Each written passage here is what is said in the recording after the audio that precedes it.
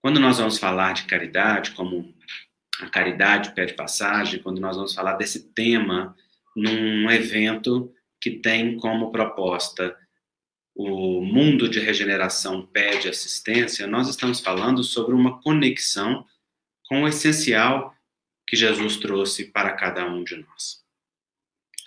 Estamos em momento de passagem, né? Estamos lentamente saindo de um mundo de provas, expiações, para caminhar para um mundo de regeneração que ainda não chegou, mas que a gente já pode ver células regeneradoras na Terra, nos dando a sensação do que vai ser esse mundo, do que precisa acontecer em nós para que nós experimentemos esse mundo dentro de nós e fora.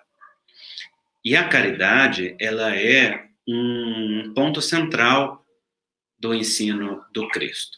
Eu fiquei até pensando sobre o título dessa palestra e refletindo que talvez o melhor título fosse A Fraternidade Pede Passagem. Porque a caridade é uma palavra que traz subliminarmente um conceito de uma superioridade oculta.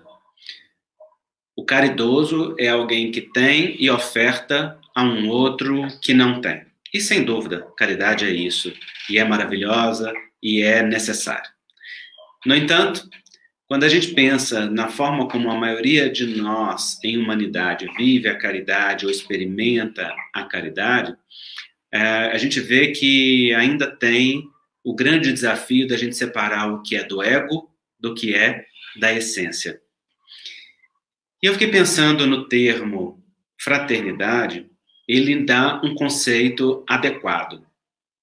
Quando a gente pensa, eu sou caridoso, talvez possa vir inconscientemente um conceito de eu sou bom. Mas quando eu penso e eu sou bom, esconde muitas vezes uma noção de eu sou melhor do que o outro, ou eu sou superior do que o outro, ou eu sou aprovado, ou eu sou qualquer coisa que nos distancie do outro. Mas quando a gente pensa, eu sou fraterno, o fraterno não tem um conceito de superioridade. O fraterno tem um conceito de igualdade. Quando a gente pensa, eu sou fraterno com o outro, significa eu considero o outro como irmão. Eu olho o outro com um sentimento de igualdade. Eu me coloco no mesmo lugar. Sem sombra de dúvidas, a caridade que o Espiritismo fala é o sentimento de fraternidade. Mas aqui eu quero levantar a noção comumente compreendida como aquela da caridade que coloca a circunstância de aprovação naquele que faz isso, né? Então, o convite do Evangelho para nós não é exatamente para que a gente seja caridoso no sentido da palavra, é para que a gente seja fraterno. Todo o trabalho de Jesus é para nos dar duas noções fundamentais da vida. A primeira é de que Deus é Pai, e a segunda é de que todos nós somos filhos dele.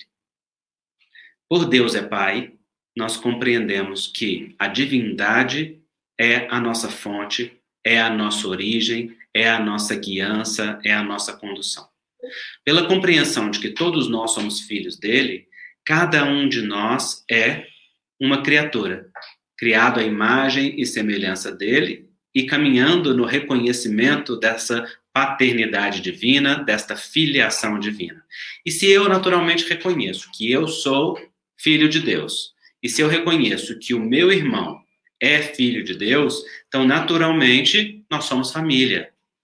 Então Jesus trabalhou todo o tempo para mostrar que não há distinção entre nós e o outro, a não ser na nossa individualidade, mas que estamos todos emaranhados, envolvidos, conectados numa trama universal que se chama família. E a linguagem que comunica essa trama chama-se fraternidade. O conceito de igualdade. O conceito de estar no mesmo nível. Não somos melhores do que o outro, não somos tampouco piores do que o outro. Somos diversos. E na nossa diversidade, uma riqueza única se manifesta como expressão da própria grandeza do Pai. Certo dia, o Espírito Dias da Cruz começou a escrever um texto que se chamava As Faces de Deus. E nesse texto ele dizia que cada criatura tem uma expressão do Criador que é singular. E que se a gente quisesse conhecer as faces do Pai, bastava que a gente olhasse as faces de cada criatura. E, para além disso, aquilo que transcende. Olha que bonita essa imagem, essa linguagem, né? Cada um de nós traz a divindade dentro de si. E ver o Pai é ver o próprio irmão que está ao lado. Jesus falou isso com muita clareza quando ele diz, né? Mas então, o reino de Deus virá como um senhor que, tendo chamado seus servos, separa-os à direita ou à esquerda e diz, vinde a mim, benditos do meu Pai, porque tive fome e me destes de comer, tive sede e me destes de beber, estive nu e me vestistes, estive na prisão e me visitastes. E então aqueles servos, bons servos, fiéis servos, perguntam, quando, Senhor? Quando te vimos com fome? Quando te vestimos? Quando te visitamos? E o Senhor os responderá, quando o fizestes a um destes pequeninos, a mim mesmo o fizestes.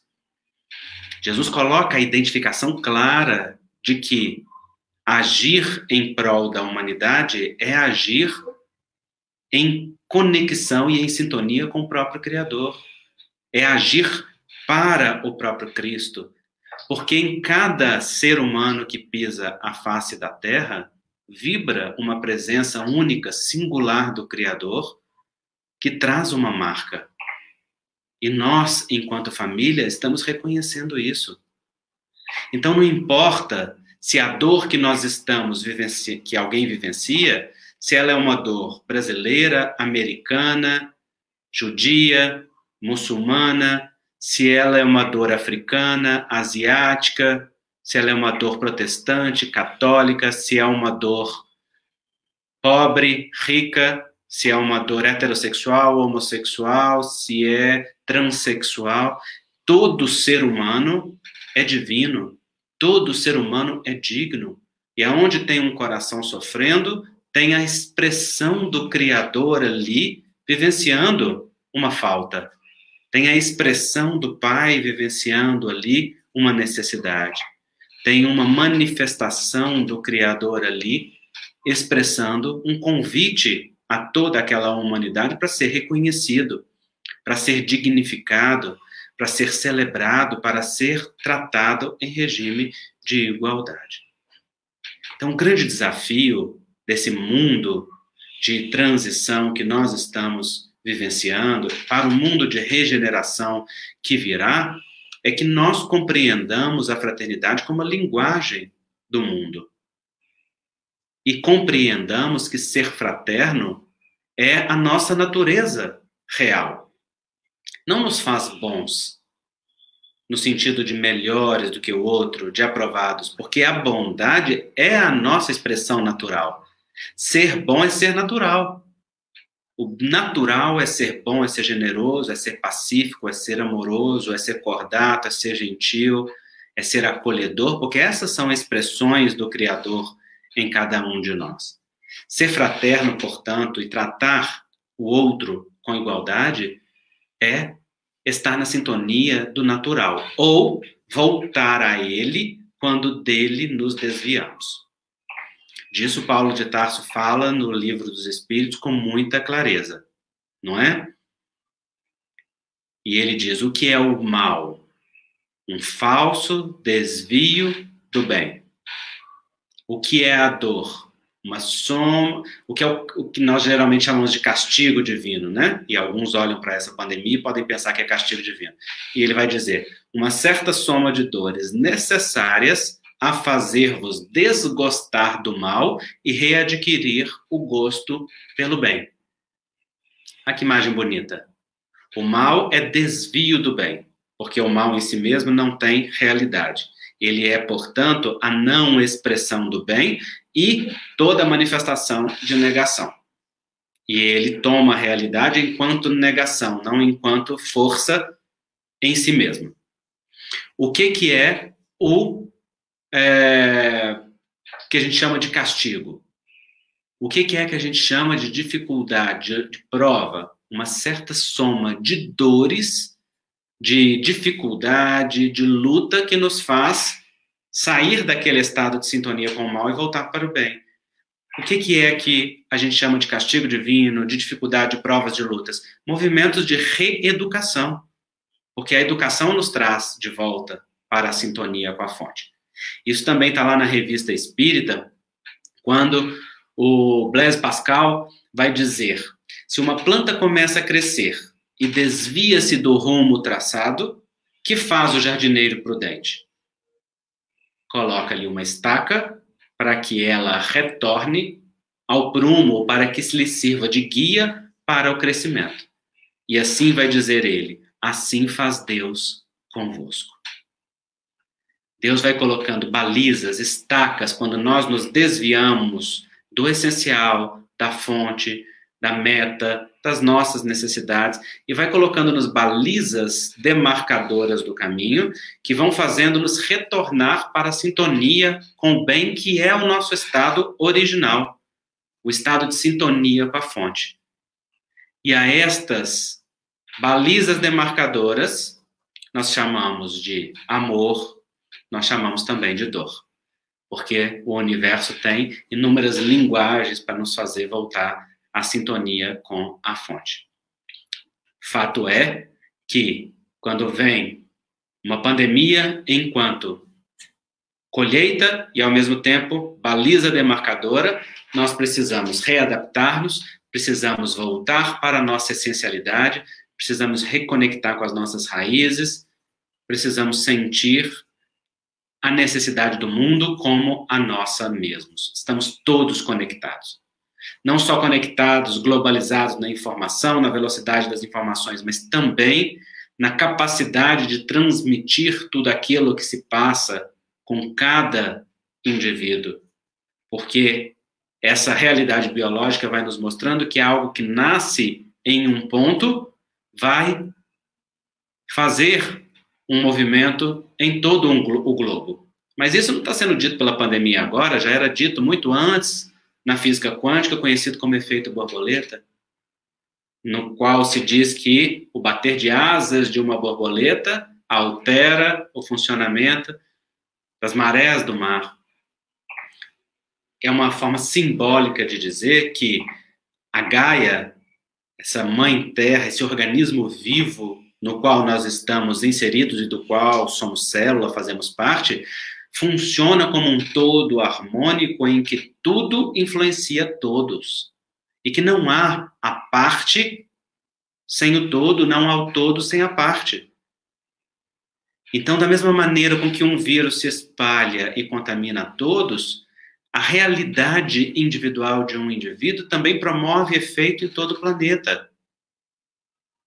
Um bolsão de pobreza, um bolsão de dor, uma guerra localizada, uma dificuldade que é vivida por um povo, por uma comunidade, né? Igual nós estamos vendo agora de novo, os conflitos lá em Gaza, né? O conflito entre Israel e a Palestina. Isso não afeta apenas aquele ambiente, aquela realidade, isso se espalha por todo o país, isso afeta a psicosfera de todo o país, muda a realidade de todos nós. Por quê? Porque nós somos um sistema, nós somos uma família. E esse sistema está todo intercomunicado. Eu lembro de um vídeo que fala, né, como os lobos mudam o curso dos rios. E falava de uma comunidade lá, aí nos Estados Unidos, né, que um parque que teve toda a sua biodiversidade alterada, os lobos desapareceram. O fato é que eles reintroduziram os lobos e foi mudando o ecossistema, foi mudando a cadeia alimentar, foi mudando aquilo. O fato é que mudou o curso dos rios, mudou toda a natureza, e é um documentário, é um vídeo muito interessante mostrando como que tudo está conectado com o todo. Então, a humanidade é uma realidade só.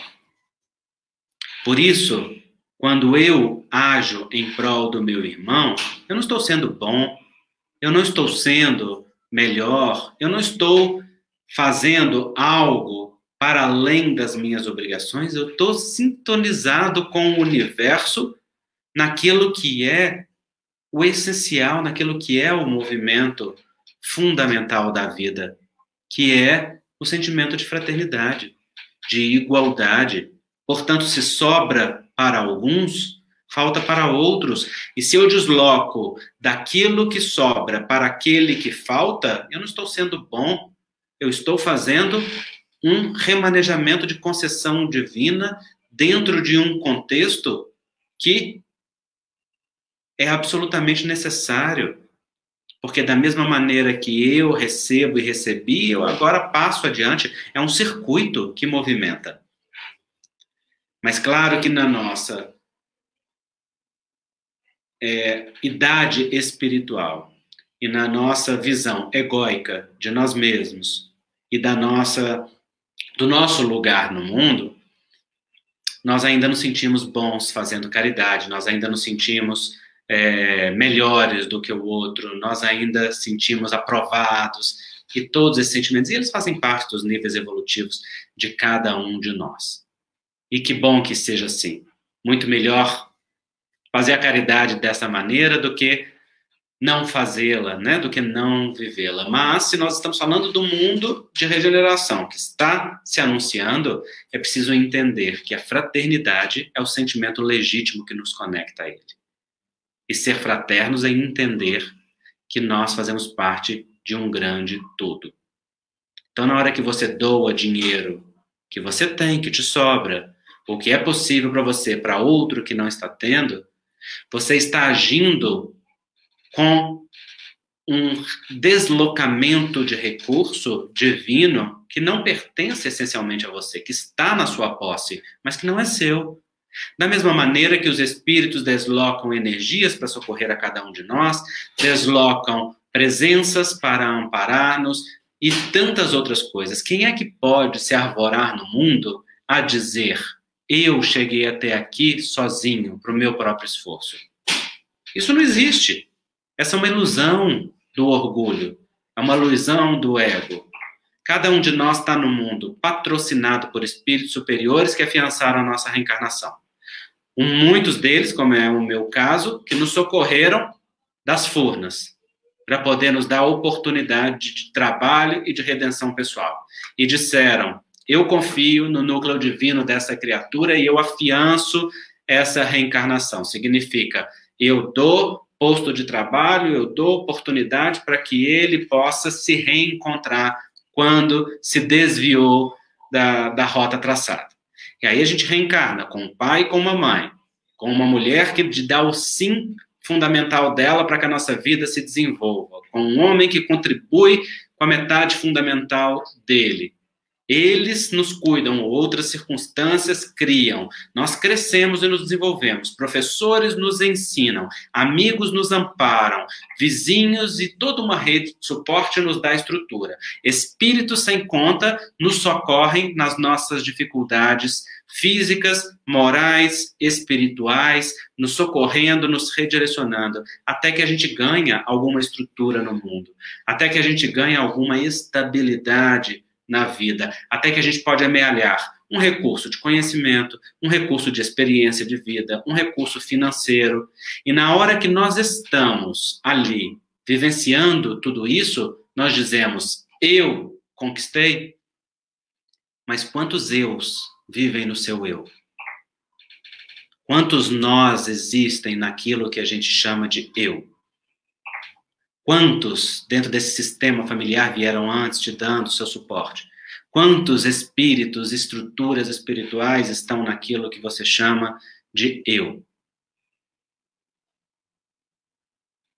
Então, cada um de nós, sem sombra de dúvida, caminha nos passos do seu esforço, da sua conquista, da sua construção, porque a isto é legado o livre-arbítrio e a nossa necessidade de escolha. Isso tem um mérito.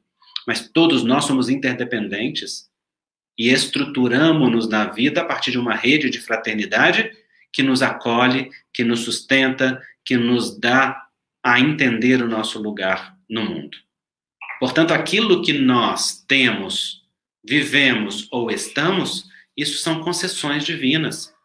Concessões divinas de oportunidade, de misericórdia, que está com cada um de nós. Eu lembro lá na Associação Médico Espírita de Minas Gerais, da qual eu e muitos amigos fazemos parte, os espíritos falando conosco. Olha, vocês são um grupo de espíritos que, se dependesse do mérito pessoal, não teriam nem o básico. Mas tem em virtude do trabalho que tem que desenvolver, da oportunidade que está sendo dada, disto e daquilo outro. Olha que interessante isso. E claro, nenhum de nós está tendo essa oportunidade por acaso. Algo também nós fizemos para dar o mínimo de condição para que a vida oferecesse a cada um de nós esta oportunidade, porque é assim que a vida se conjuga. No entanto, veja como que a misericórdia funciona. E aí, nós vamos olhar para aquele recurso que a gente tem e dizer, é meu. Olhar para aquela oportunidade que a gente tem e dizer, é meu. Olhar para o conhecimento que a gente tem e dizer, é meu. E não partilhar, e não dividir, e não multiplicar, e não colocar a serviço da vida. Não cabe esse comportamento, não cabe essa postura diante das leis naturais. O egoísmo é a negação da fraternidade, é a negação do nosso estado natural. Portanto, a fraternidade é a vibração natural do mundo, aquilo que nos coloca na onda de sintonia com o amor misericordioso do Criador que vibra em todos nós. Eu queria trazer aqui um conceito de caridade que está no Livro dos Espíritos, na questão 886. Eu vou ler para vocês. Qual o verdadeiro sentido da palavra caridade? Como a entendia Jesus? Olha que ousado Kardec fazer essa pergunta para os benfeitores. E a resposta é, famoso BIP, né? Benevolência para com todos, indulgência para com as imperfeições alheias e perdão das ofensas. Benevolência para com todos, indulgência com as imperfeições alheias e perdão das ofensas. Vamos nos ater um pouco sobre cada um desses aspectos. Benevolência é desejar o bem, é vibrar o bem, é estar na sintonia do bem com cada criatura. Vibrar o bem é a vibração natural do universo. Tudo vibra no desejo de crescimento, de progresso, de produção, de expansão. Estar na sintonia disso é estar na sintonia da vida, é estar na sintonia do amor, daquilo que é o fundamental para cada um de nós. Então, na medida em que nós desejamos o bem do outro, nós estamos na sintonia de todo o fluxo de abundância da vida. E essa é uma marca de crescimento espiritual. Se você sabe aplaudir o crescimento dos outros, se você sabe aplaudir as conquistas alheias, não é? Se você sabe trabalhar a sua inveja, aquilo que você se inspira no outro para produzir crescimento e não para produzir destruição, porque a inveja pode ser muito útil, muito boa. Nós podemos olhar para algo que o outro tem e dizer, eu quero conquistar também, eu quero ter esse desenvolvimento também, eu quero ser assim também, eu quero conquistar essa serenidade também. É uma inveja santa que a gente diz, né? Por quê? Porque a inveja faz parte da nossa natureza, a natureza de nos inspirar, a natureza de olhar uns para os outros, mas se essa inveja vira eu, ao invés de me promover, eu quero destruir a conquista do outro, se ao invés de me engrandecer, eu preciso diminuir o outro para falsamente me sentir superior ao outro, se eu preciso criticar e destruir a obra do outro para fazer a minha, então tem uma distonia aí, uma falta de sintonia com o natural da vida, porque ninguém cresce em cima da destruição alheia. Se você acha que precisa concorrer com os outros em alguma coisa, no ponto de vista espiritual, não é? Para além das questões comerciais da vida, mas se você acha que você precisa concorrer com o outro para ter o seu lugar no universo e que o outro está concorrendo com você, falta uma compreensão mais profunda desse mecanismo natural que rege a existência. Porque há lugar para tudo e há lugar para todos dentro desse movimento. E todos nós temos o maravilhoso objetivo de crescer e nos desenvolver. Então, benevolência é a postura de estar em paz com a vida e desejar o crescimento, o progresso de cada um. E para isso, naturalmente, nós temos que encarar as nossas sombras. Encarar aquilo que nos dificulta, encarar o que vai na direção contrária, o que nos desvia disso, o que nos impede, porque isso faz parte de nós também, num estágio evolutivo em que ainda não conquistamos essa sintonia com o natural divino que vive e vibra dentro de cada um de nós. Benevolência para com todos. Era o que Jesus vivia. A Tânia falava disso, né? Quando ela dizia que serviço é você ter uma palavra amiga para qualquer pessoa. É você estar disponível para dar uma informação, para fazer algo aí para qualquer pessoa, quando isso possa ser necessário. Os Espíritos nos dizem que se fazer o bem é ser útil na medida das suas possibilidades. Olha que interessante. A minha prece sempre é assim: Senhor, me permita, por misericórdia, ser um pouco menos inútil hoje. Isso significa entrar na sintonia da utilidade com a vida. Porque o que move a vida é a força do Pai em nós. Do Pai provém todo o bem, do Pai provém todo o amor, do Pai provém a sabedoria. E Ele utiliza cada um de nós como canais, como instrumentos, como ferramentas. E cabe a nós cuidar para que essa ferramenta não esteja enferrujada, para que esse microfone não apresente chiados e interferências na eloquência da voz divina que fala através de nós, para que a nossa inação não coloque obstáculos a esse movimento de serviço que naturalmente quer se fazer através de nós.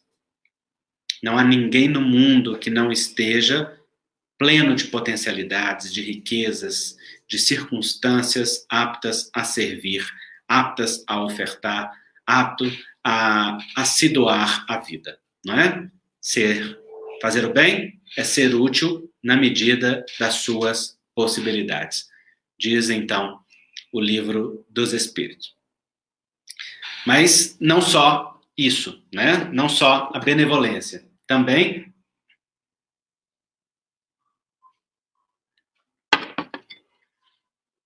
a indulgência para com as imperfeições alheias. Talvez uma das expressões da caridade mais desafiadoras no atual estágio evolutivo que cada um de nós se encontra, que é ter um olhar misericordioso para com o outro, um olhar não julgador. O julgamento moral não faz parte dos conceitos do Cristo, não faz parte da prática do Cristo, não faz parte do Evangelho de Jesus. Quando nós julgamos moralmente, nós estamos promovendo exclusões. O efeito do julgamento moral é ser excludente. O Evangelho do Cristo é inclusivo, é respeitoso.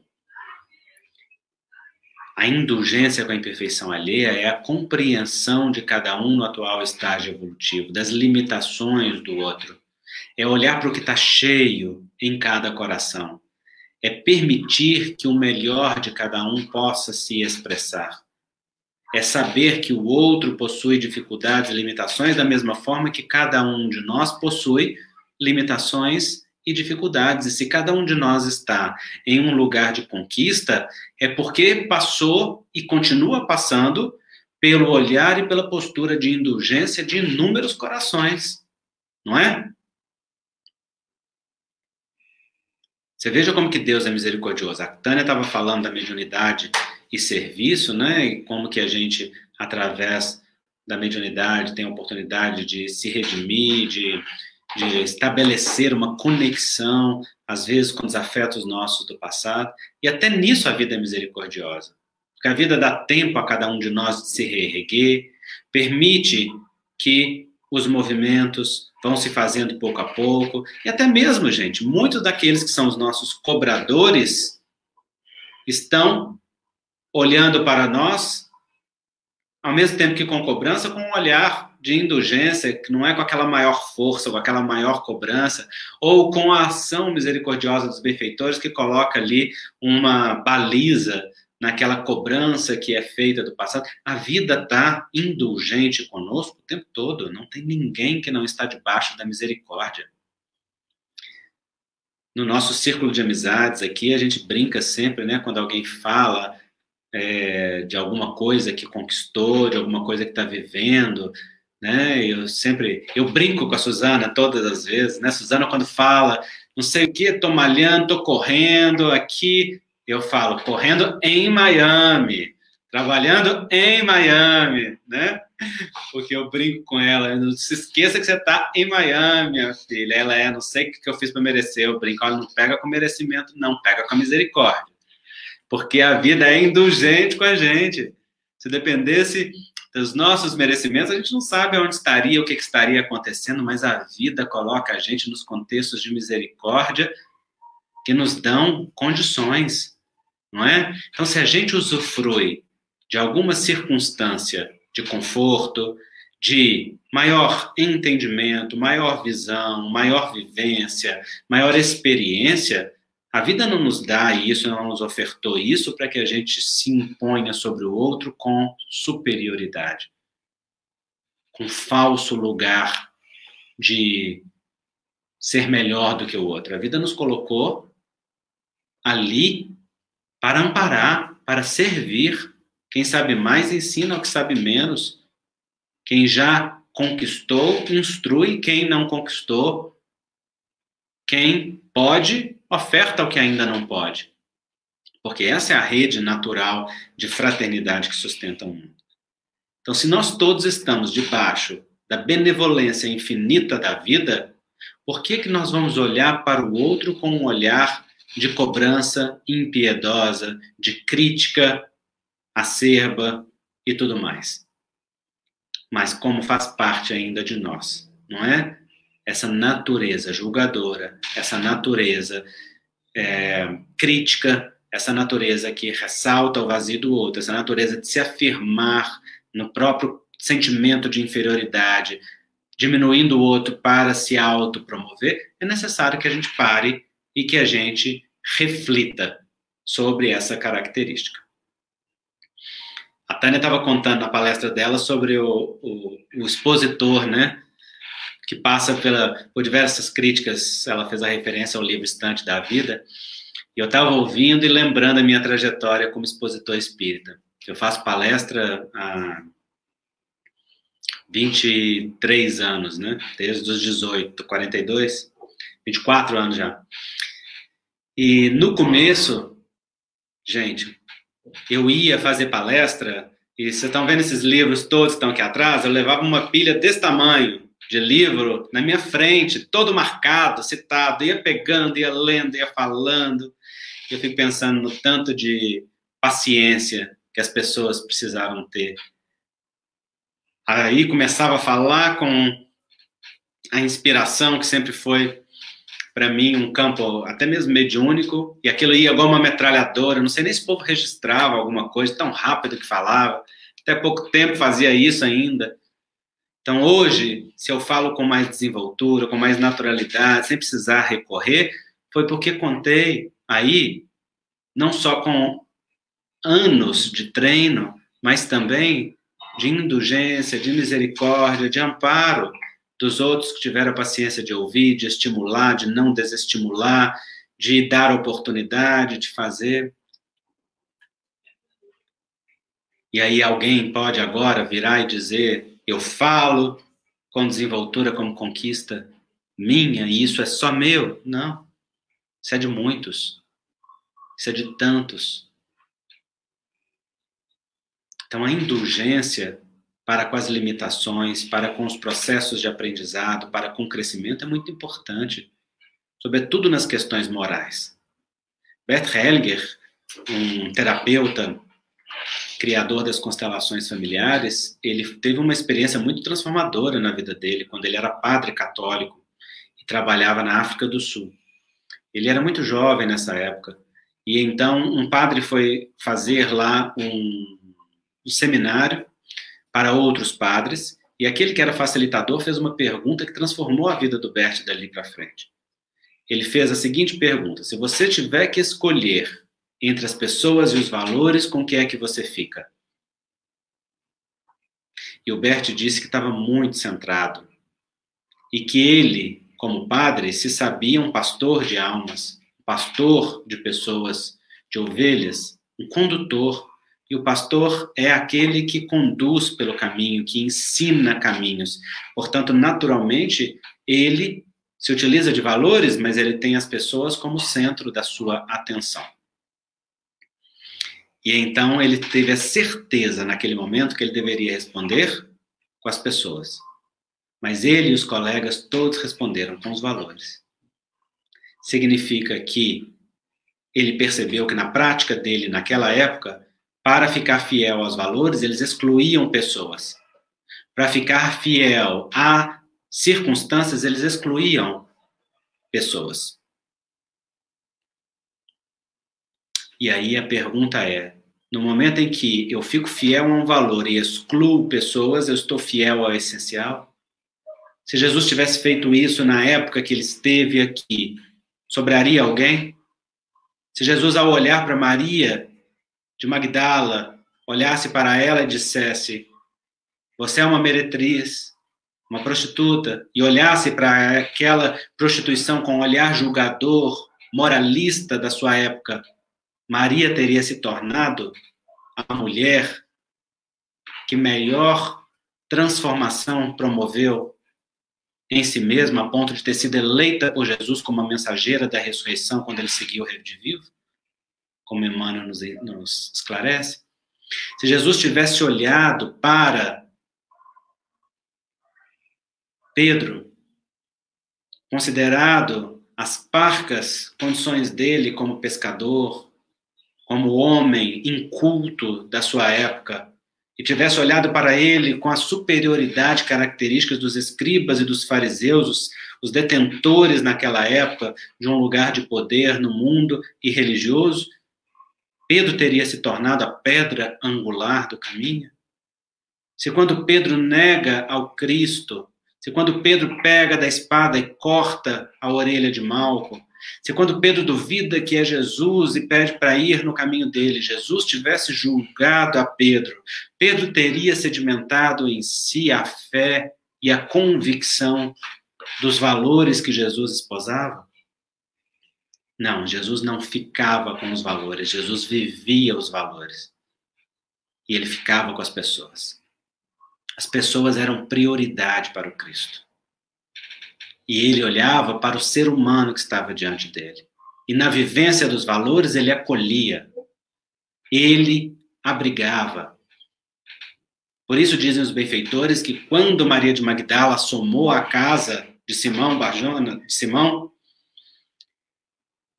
me engano, Simão Barjonas mesmo, na hora que ela chega na porta, Jesus a olha com uma inflexão de amor tão profundo que Maria se sente imediatamente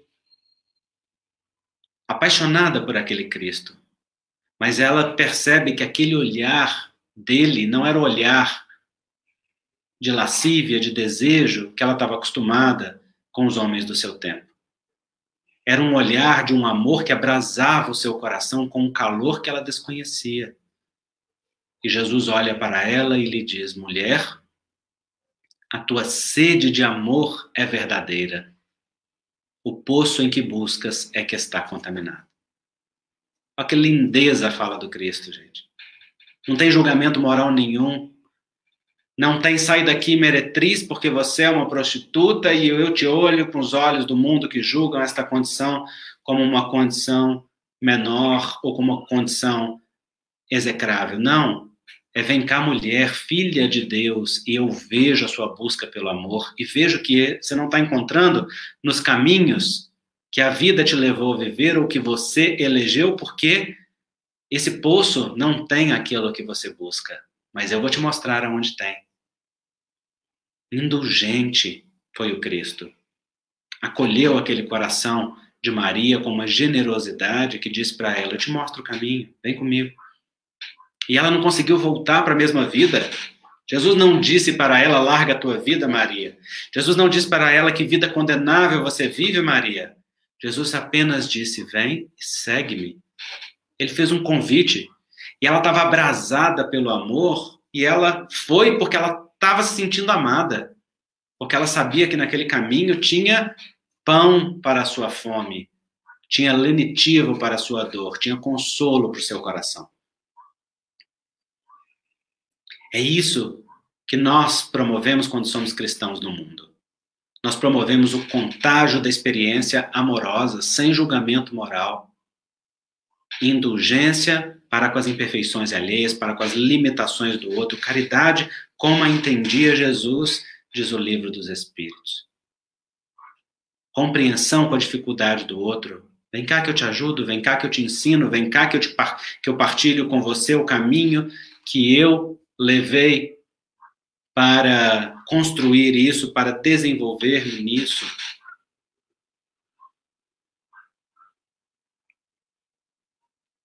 A indulgência é uma marca da fraternidade. Aquele que é fraterno tem as pessoas como prioridade e vive os valores de forma natural. Mas quem precisa excluir pessoas para poder viver valores está vivendo uma falsa cristandade.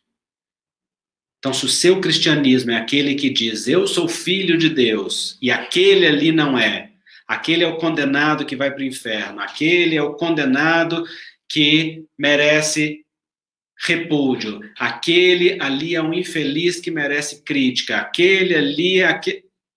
Se o seu cristianismo está te separando das pessoas, está criando cisão, esse não é o cristianismo do Cristo. Esse é o cristianismo dos homens, que todos nós já vivenciamos ao longo de inúmeros séculos e que gerou um legado de dor, de exclusão, de morte, de violência.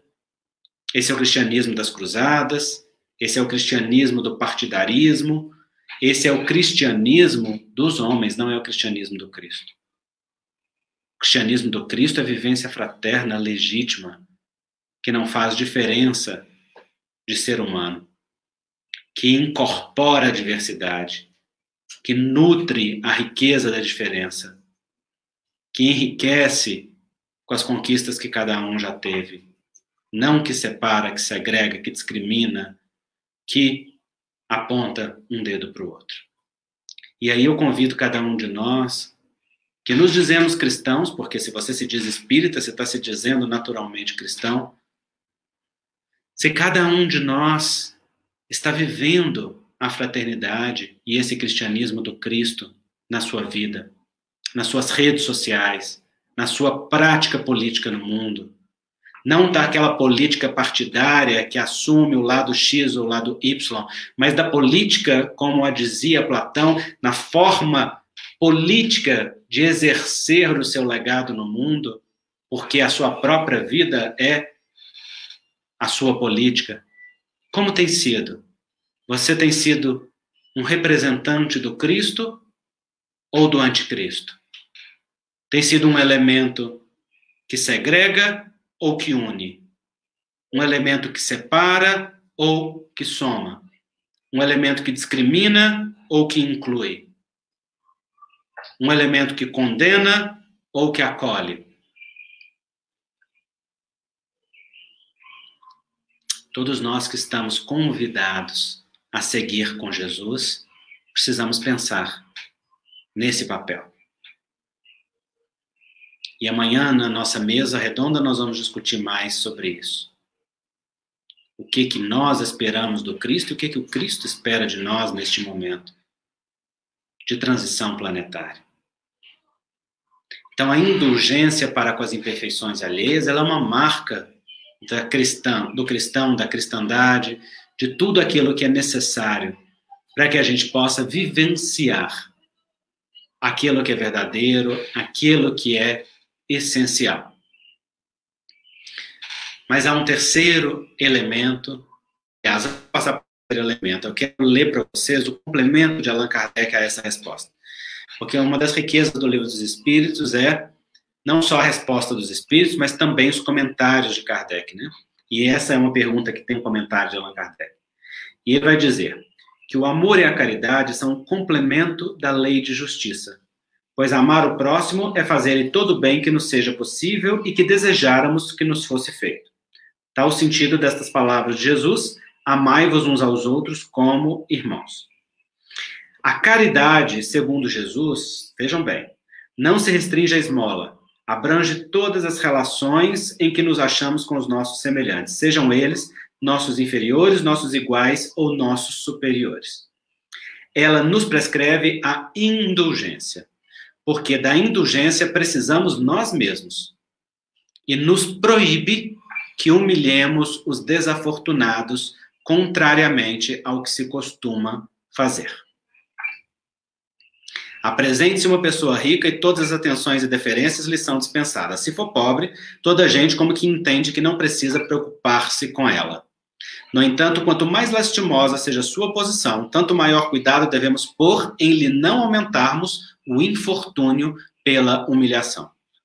O homem verdadeiramente bom procura elevar aos seus próprios olhos aquele que lhe é inferior, diminuindo a distância que o separa. Eu quero chamar a atenção para esse ponto que Allan Kardec levanta. A pessoa indulgente não humilha aquele que ampara. E a verdadeira caridade, a verdadeira fraternidade, ela nos coloca em posição de igualdade. Então, esses dias eu coloquei essa reflexão nas minhas redes sociais, não é? Porque nós estamos em tempo de muita necessidade social, de necessidade aumentada, e é dever de cada um de nós colaborar para colocar comida na mesa de quem não está tendo, de ajudar as pessoas que estão passando maiores dificuldades, de olhar para as necessidades sociais que tem à nossa volta.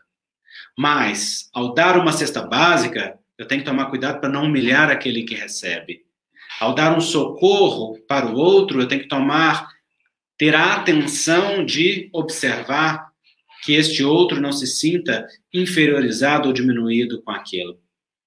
Então, eu fazia a reflexão, né, das selfies, distribuindo cestas básicas, fazendo isso e fazendo aquilo, que é um limite muito difícil e muito necessário de ser pensado nas práticas hoje em dia, porque uma boa parte de coisas nós podemos manter as ocultas. Não saiba a vossa mão esquerda o que a direita faz, diz o Evangelho. E fazemos porque é entre nós e a vida. Mas há também uma divulgação das obras de bem, até mesmo às vezes de iniciativas pessoais, que são feitas no desejo e no impulso muito meritório de contagiar outras pessoas pelo exemplo. E é necessário, porque o Livro dos Espíritos diz que o mal predomina porque os bons são tímidos. Então, a bondade precisa ter a coragem de se expressar.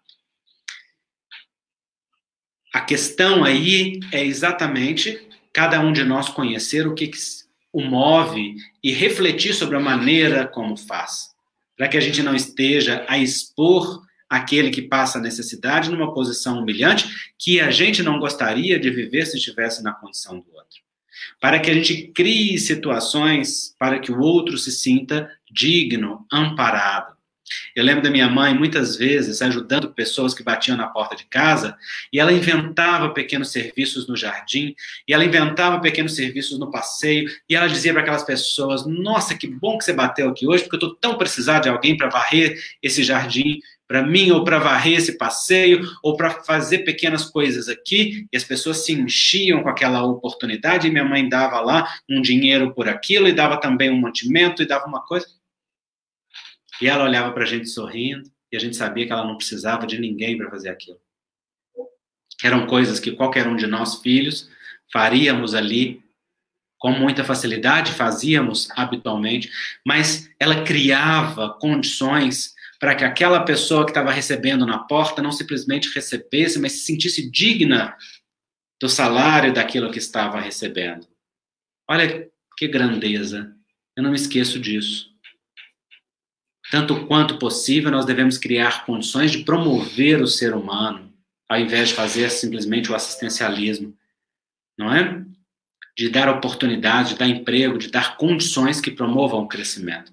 Embora tenha lugar na atual circunstância difícil, sobretudo que nós estamos vivendo no Brasil, o assistencialismo sim que distribui, que oferta, que mata a fome de imediato, porque nós temos um povo que está passando necessidade, mas devemos fazer isso de forma que não exalte o ego na falsa bondade, no falso sentimento de superioridade, mas exaltando a conexão e os valores de fraternidade que nos unem e que nos legitimam como família que responde a um chamado, a uma necessidade social nesses tempos de dificuldade que todos nós estamos vivenciando. E isso naturalmente significa nós olharmos a maneira como fazemos, não é? Então, postar é muito legítimo, manifestar é legítimo, é cada um de nós ter a consciência de o que me move e como eu faço para que todos fiquem estimulados e o bem possa ser promovido. Jesus fala isso com muita clareza no Sermão da Montanha. Brilhe a vossa luz diante dos homens. Não tem objetivo de esconder a luz de ninguém, não. Brilhe. A luz é para brilhar. O serviço é para ser feito, a vida é para ser partilhada. Mas brilhe a vossa luz para que os homens vejam as vossas boas obras e glorifiquem ao vosso Pai que está nos céus. Olha que bonito isso. Quando a luz que brilha é aquela da sintonia com a essência, quem é glorificado é o sentimento de fraternidade, de amor, é a comunhão, é o sentimento de família. Por isso, os valores devem tomar a frente, não é? E cada um de nós vivenciar esta reflexão no nível pessoal, porque aquilo que Allan Kardec nos traz é muito importante. Não nos cabe humilhar ninguém, muito pelo contrário, nos cabe exaltar a cada um, nos colocar no lugar de igualdade. Mas, por fim, os Espíritos vão dizer que caridade é não só benevolência e indulgência, mas é também perdão das ofensas. Porque nós estamos em um mundo em que nós nos ofendemos continuamente. Ofendemos a nós mesmos, ofendemos ao outro, somos ofendidos, porque estamos em uma condição ainda que o mal ainda nos habita. A negação do bem ainda nos visita.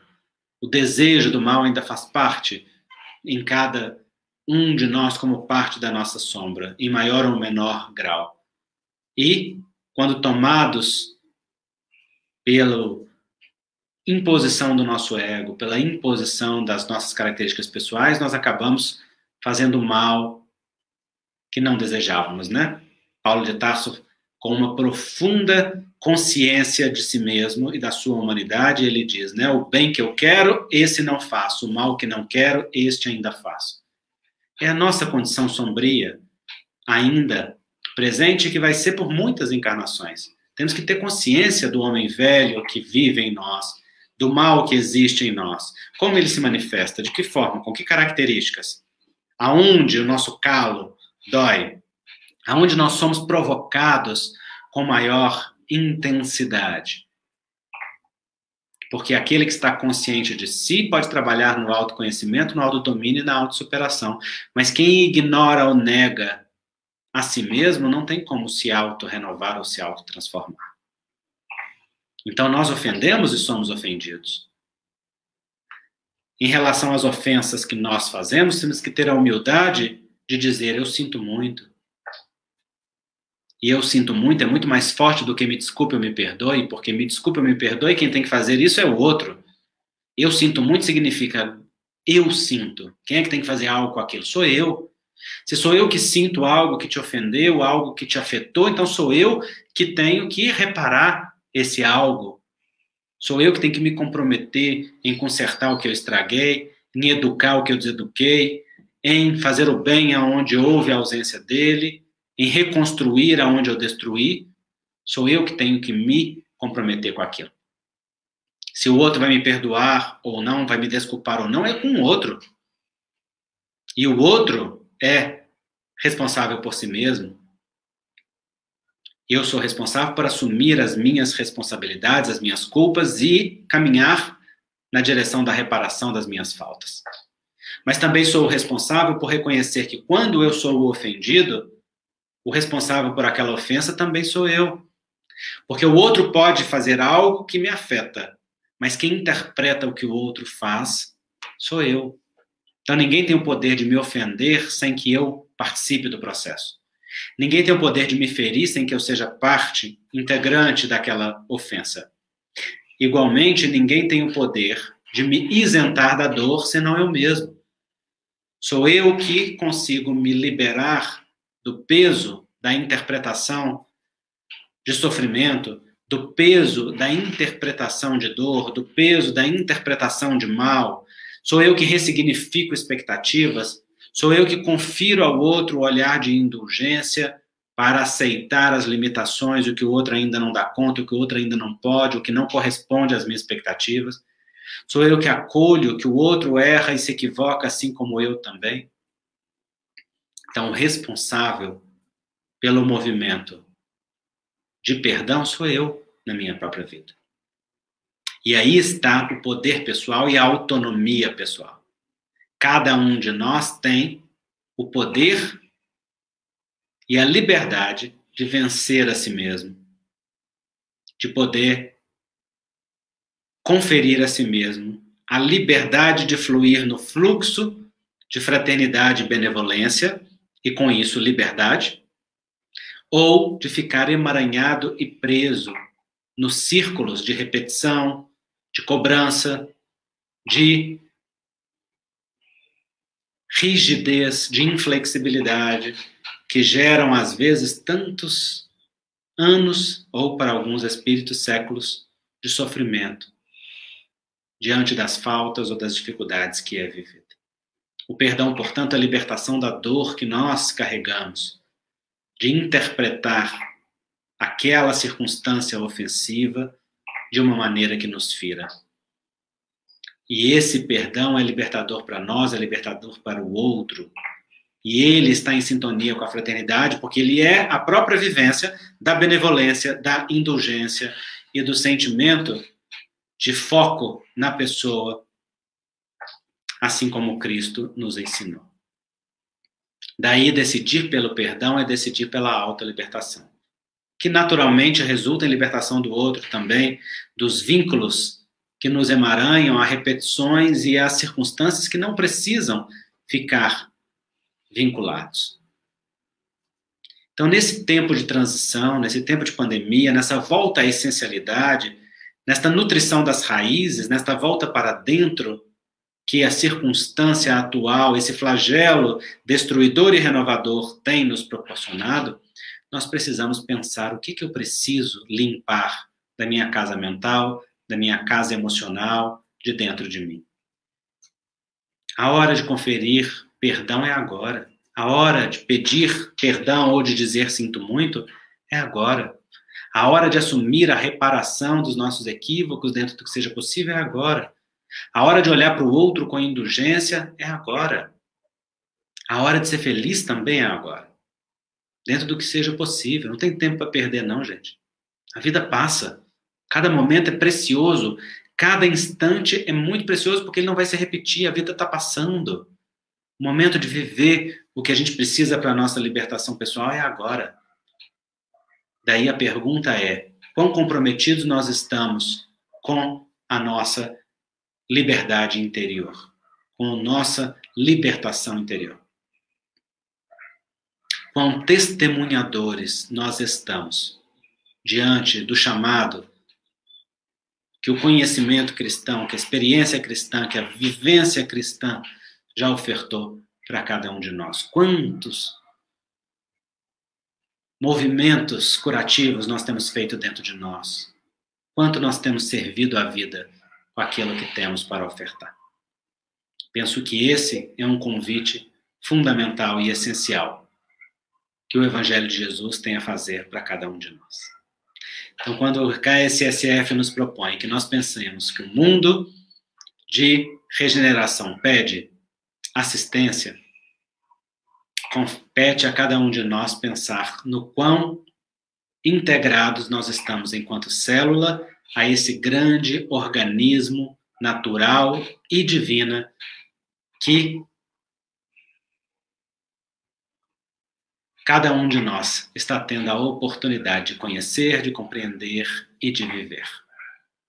Não para fazer discurso para o outro, não para cobrar do outro, mas para cobrar de si mesmo, com flexibilidade também, com amorosidade, porque nada em nós merece crueldade ou chibata.